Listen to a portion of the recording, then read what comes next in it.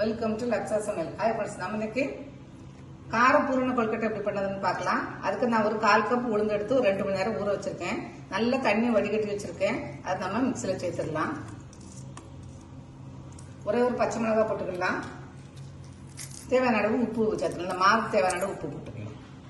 சேர்த்துட்டு இப்போ நம்ம கொஞ்சம் குறைன்னு அரைச்சிக்கலாம். அரைச்சா போதும்.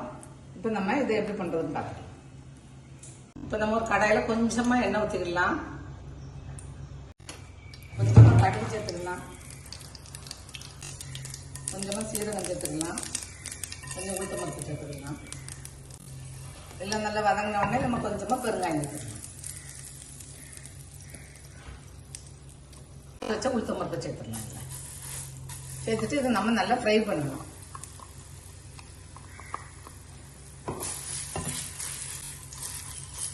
நல்லா உசிலி மாதிரி வர்ற அளவுக்கு நம்ம ஃப்ரை பண்ணணும். அப்பதான் நல்லா இருக்கும்.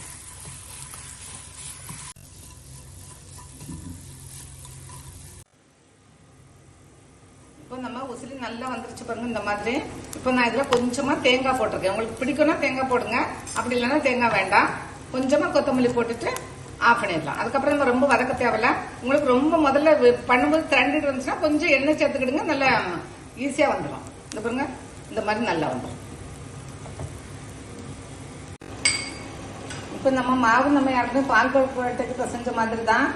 நான் ஒரு 1/2 கப் மாவு எடுத்துக்கேன். கொஞ்சமா மேல் மாவுக்கு மட்டும் கொஞ்சமா உப்பு சேர்த்துக்கலாம்.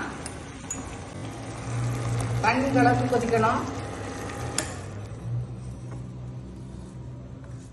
இப்போ நம்ம ஊற்றி கிளறிக்கலாம். கொஞ்சம் கொஞ்சமா ஊற்றி கிளறிக்கலாம். எந்த அளவுக்கு பிடிக்குதுன்னு பார்த்துட்டு இது பண்ணுங்க. இன்னும் ஒவ்வொரு மாவு ஒவ்வொரு மாதிரி இருக்கும்.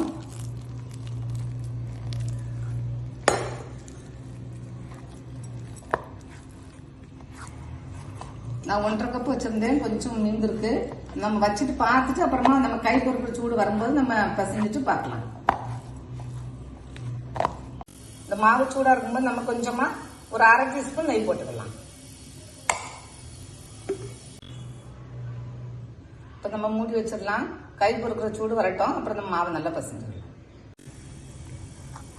நம்ம பால் கொழுக்கட்டைக்கு பிசைஞ்ச மாதிரி தான். மாவுல விரிசல் இல்லாம இந்த மாதிரி பசஞ்சு வச்சுக்கோங்க. விரிசல் மட்டும் இருக்கக்கூடாது. அந்த ஸ்டேஜ்ல அளவுக்கு நீங்க கொஞ்சம் தண்ணி தொட்டு பசஞ்சுக்கோங்க.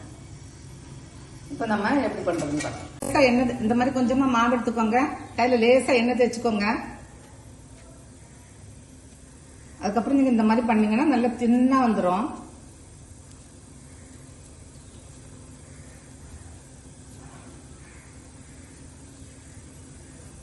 முதல்ல இந்த ஓரத்தை மட்டும் நீங்க தின் பண்ணிக்கிட்டாலே போதும். அப்புறம் நீங்க உங்களுக்கு கொழுக்கட்டை நல்லா ஈஸியா வந்துடும். அப்புறம் இந்த ஓரம் தான் முதல்ல தின்னாகணும். பாத்தீங்கன்னா இந்த மாதிரி கப்பு மாதிரி வந்துட்டு பாருங்க. இப்போ இந்த பூரணத்தை நம்ம உள்ள வச்சிடலாம்.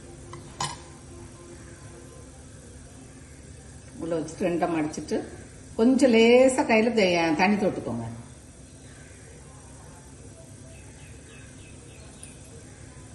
நீங்க தண்ணி தொட்டுட்டீங்கன்னா இந்த இடம்லாம் நல்ல பாலிஷ் ஆயிரும், நல்லாவும் இருக்கும்.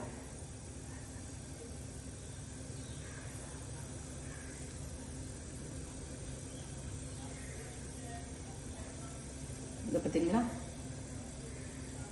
இப்போ உங்களுக்கு இது மாதிரி பண்ண முடியல, ரொம்ப கஷ்டமா இருக்குன்னா இந்த பாருங்க,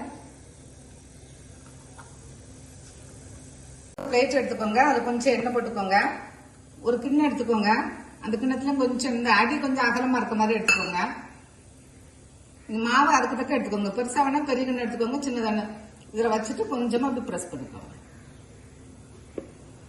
இந்த மாதிரி பிரஸ் பண்ணிட்டீங்கன்னா அப்புறம் நீங்க கையில வச்சு எடுக்கிறதுக்கு வசதியா இருக்கும். இந்த அளவு புரிஞ்சுட்டா அப்புறம் நீங்க இந்த ஓரத்தெல்லாம் நல்லா அழகா பண்ணிடலாம்.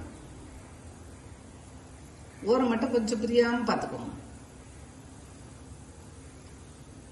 இந்த ஓரம் இப்படி பிரிஞ்சிச்சுன்னா நல்லா இருக்காது. லேசா தண்ணி தொட்டுக்கோங்க.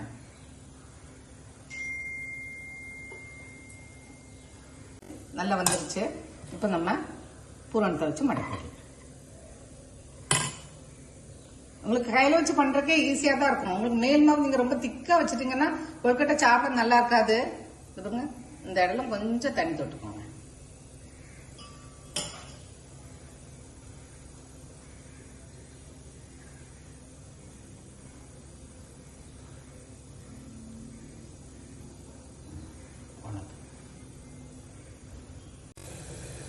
இப்போ நம்ம இந்த மாதிரி வச்சுட்டு ஒரு 10 நிமிஷம் இட்லி பாத்திரத்துல வேக வச்சு எடுத்துக்கலாம்.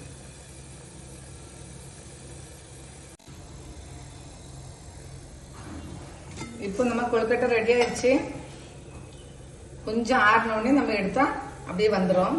இந்த மாதிரி நல்லா சாஃப்டா இருக்கு பாருங்க. ரொம்ப சாஃப்டா இருக்கும். செஞ்சு பாருங்க, நல்லா இருக்கும். தேங்க்ஸ் ஃபார் வாட்சிங்.